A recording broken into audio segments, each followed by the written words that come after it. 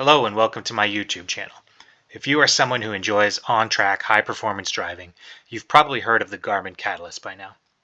Chances are you've seen folks walking around with one of these tablets, reviewing their data and video. Hopefully you already have a Garmin Catalyst, and if so, this video is definitely for you. For those of you who aren't familiar with the Garmin Catalyst, Garmin states that the Garmin Catalyst Driving Performance Optimizer is a racing coach that mounts in the cockpit to gather performance data and provide real-time audio coaching. It also records in-car video and offers turn-by-turn audio coaching.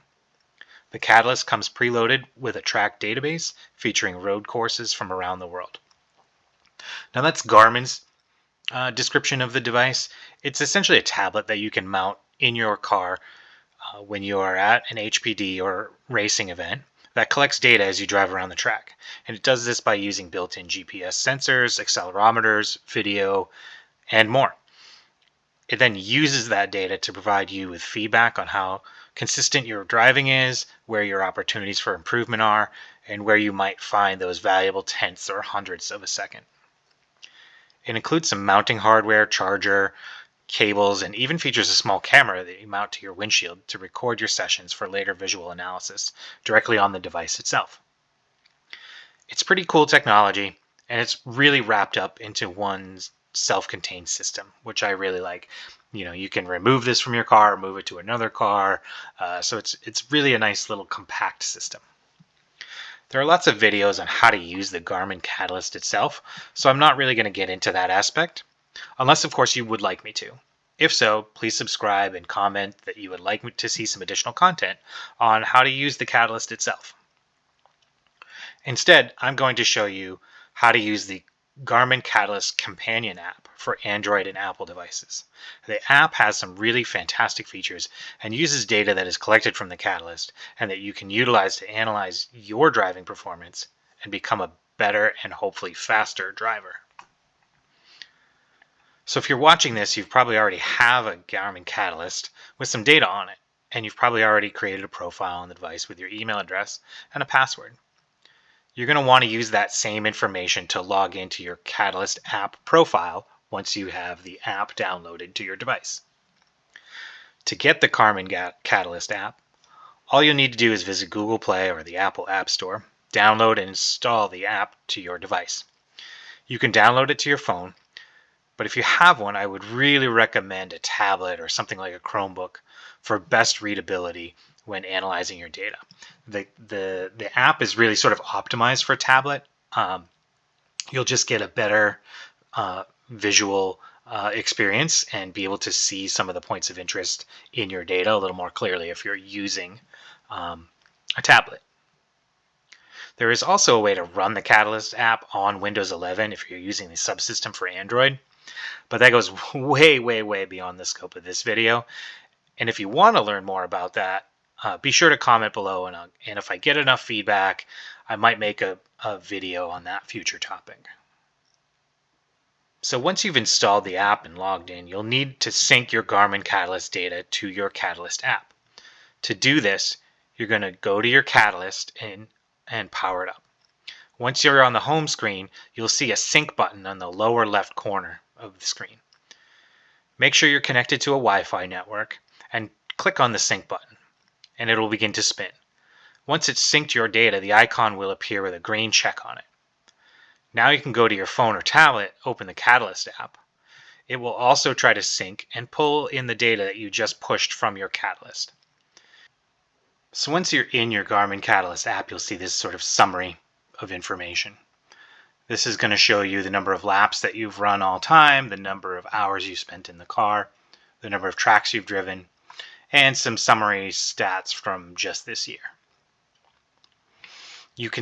Below this, you'll see a list of all the days and tracks that you have participated, as well as the best time from that day. So here we have June. Here's the date.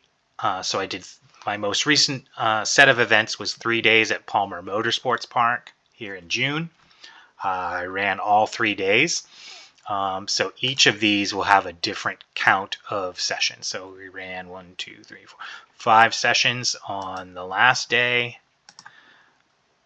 I ran 4 sessions on the day before, and here you can see we ran 5 sessions on the Friday. So let's go ahead and choose the last day that we ran. And now we can see each session throughout the day. So this is the timestamp of when that session began, and it'll also show your best lap time from that session. So let's choose the last session of the day, and we're now going to take a look. And now we're going to start getting into some actual data analysis. So on this screen, once you've chosen a session to look at, it's going to show you this map, and it's going to show you the green line is going to be your position around the track. If you choose a different lap, it might not be green. It's only green because that was the best lap. You can choose any one of these laps. So let's choose a similar lap, and you can see that the line turns white. Doesn't matter, it's just a visual reference for seeing your lap. Some other information that appears on this screen is your best lap, your optimal lap. So this is your theoretical best lap that you could accomplish, not necessarily what you've run. It's just based on your previous performance. If you put all the sectors together, this would be sort of the best lap that you could put together. And it's all based on your driving. So it's not based on anybody else. It's based on what you have achieved while you are out there on track. So one of the things you're always trying to do is achieve your optimal and see if you can lower your optimal as well. So as you're pushing closer and closer and gaining on that optimal, getting closer and closer to that time, you may find that you can actually lower your optimal. Your optimal might move a little further away. The goalposts might move a little bit. And that's okay. That just means that you're driving the track a little more efficiently or better, or faster, less braking, whatever it is.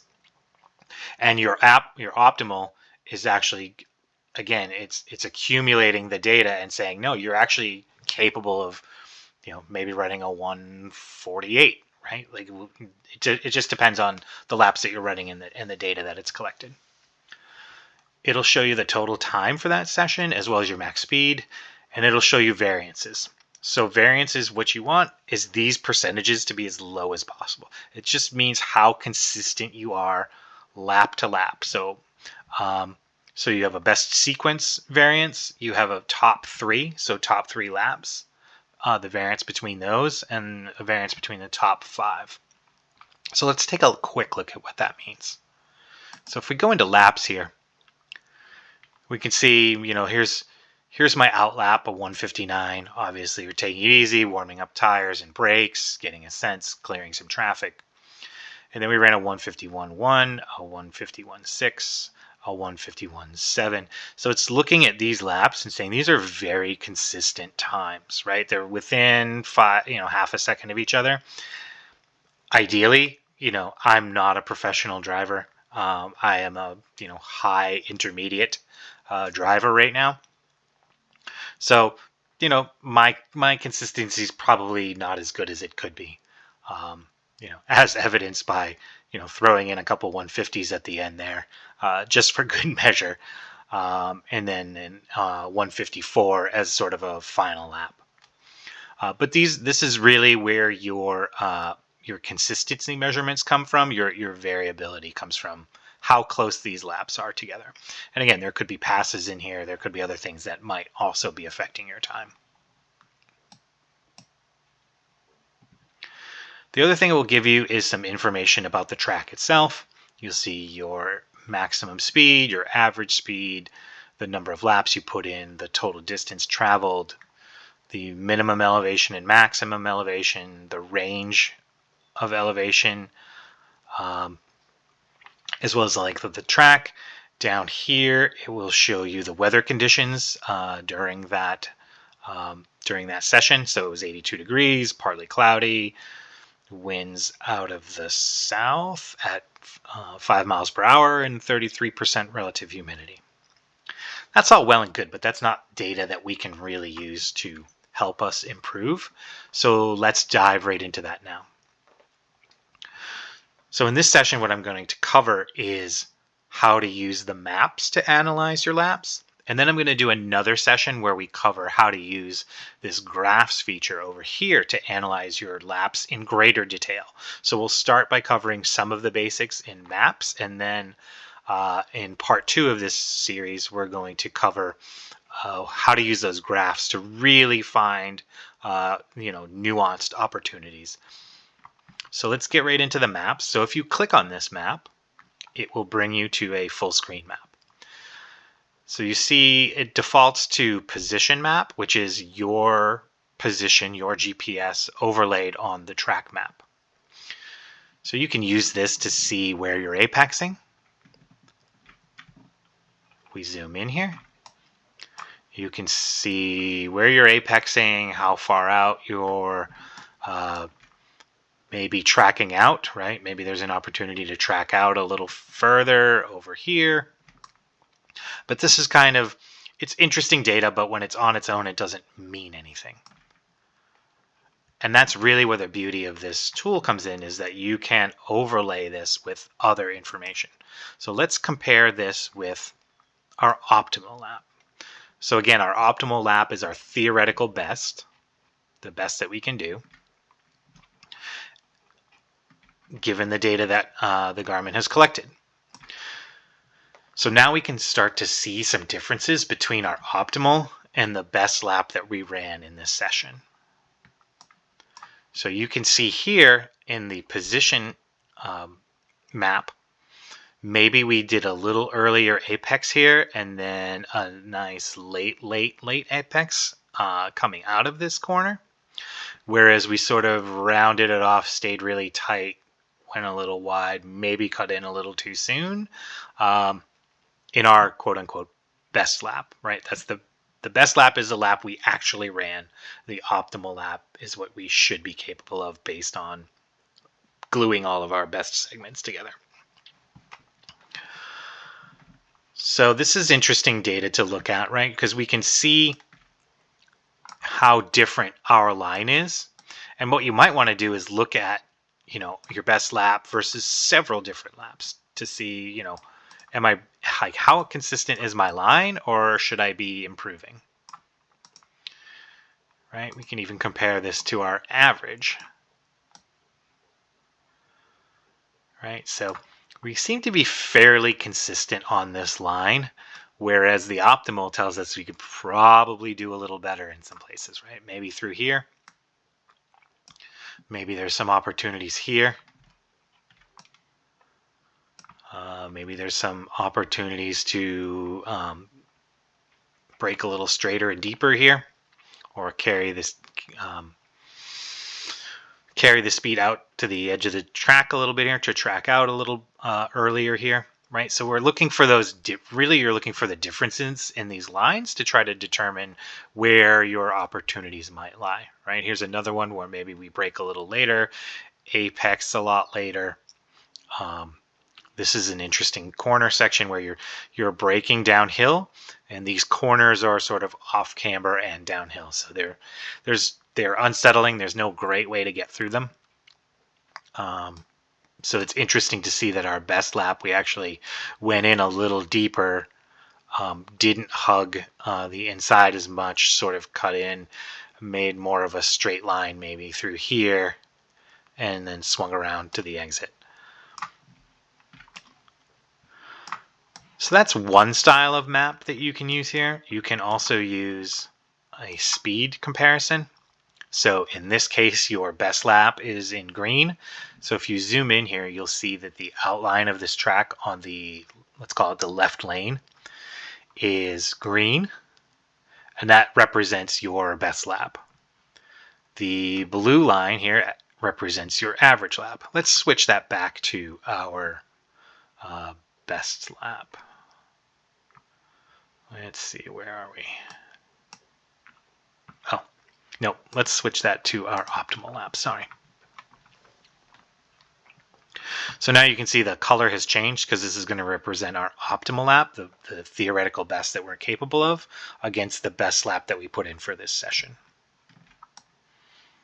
And by the way, your optimal lap is all your sessions combined in the at that track in that direction, right? So it's really how you have performed cumulatively, and it's putting all that data together to say this is your theoretical best based on all the data that we've observed about how you drive this track.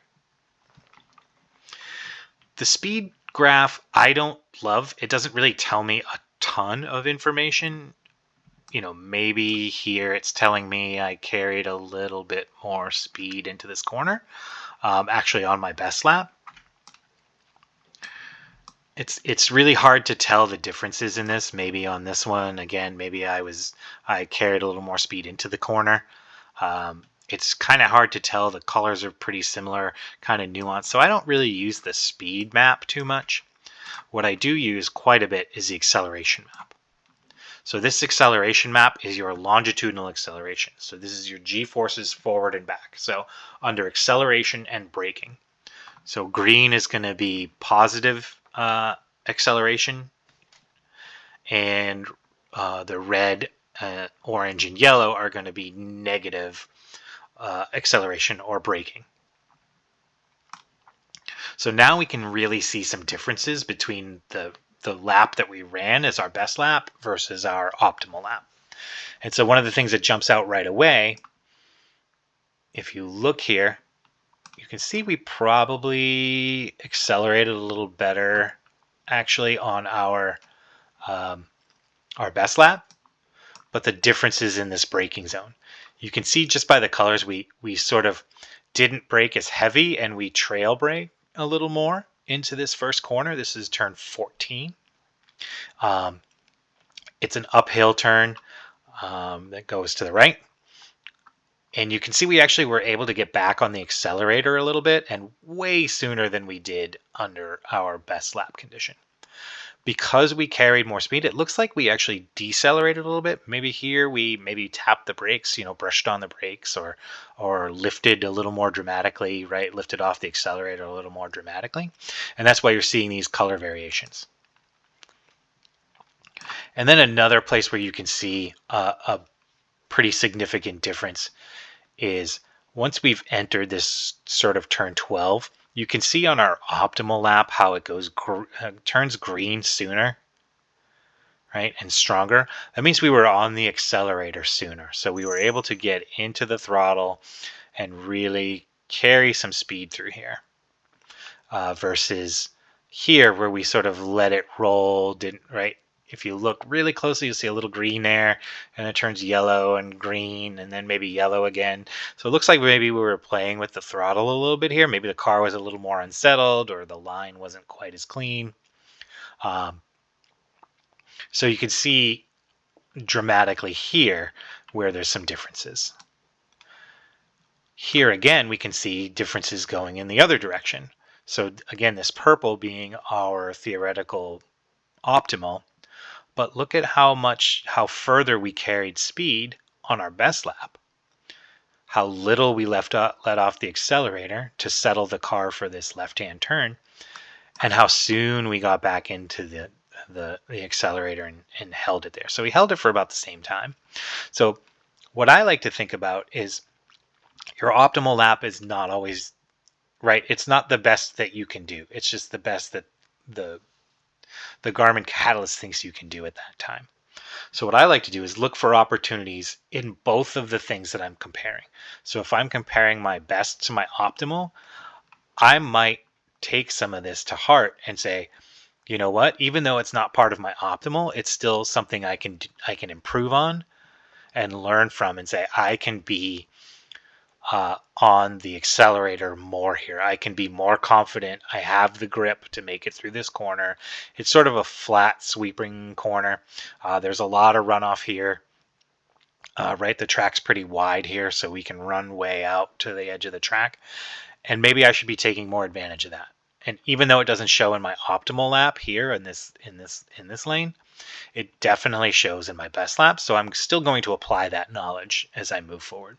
And as I apply that and try that, what we might find is our optimal lap will go down. So I might save a 1/10 or 2/10 of a second here by getting to the gas sooner, which would mean, maybe my optimal is more like a 1:48.8 or something like that.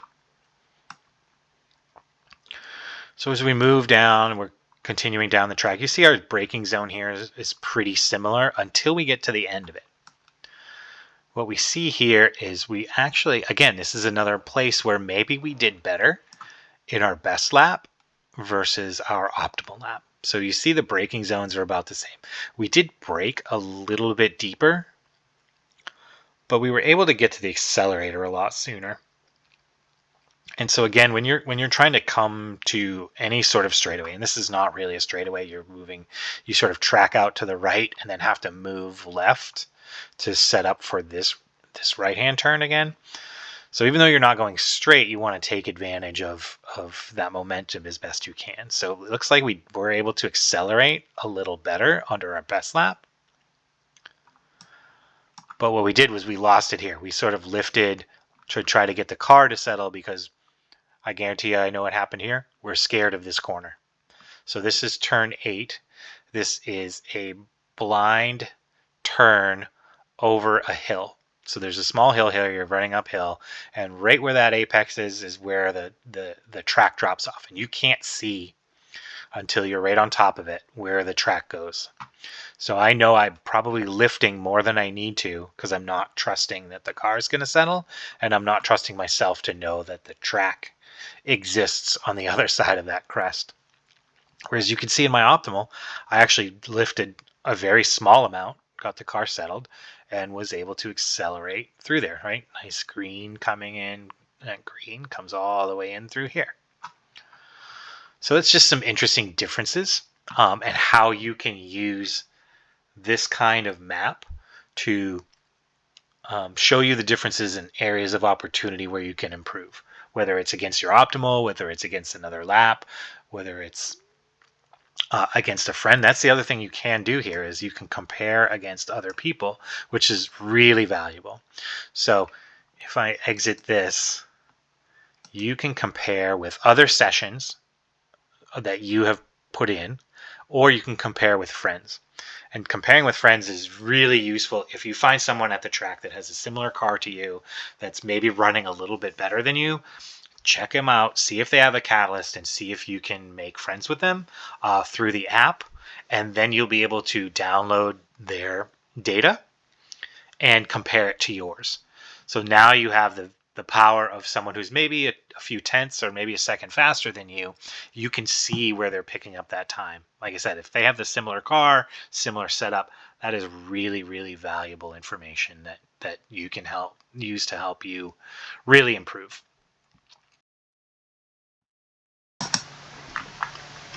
There is one other kind of comparison that you can make on these maps that I'm going to show you.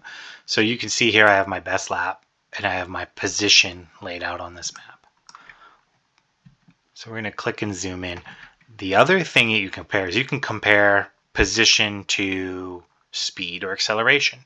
So you might want to see, right, am I braking in a straight line? Where am I carrying speed through an apex, right? So this is a really valuable additional view that sort of lets you overlay two of these things. So position or speed, right? You can sort of overlay speed and acceleration.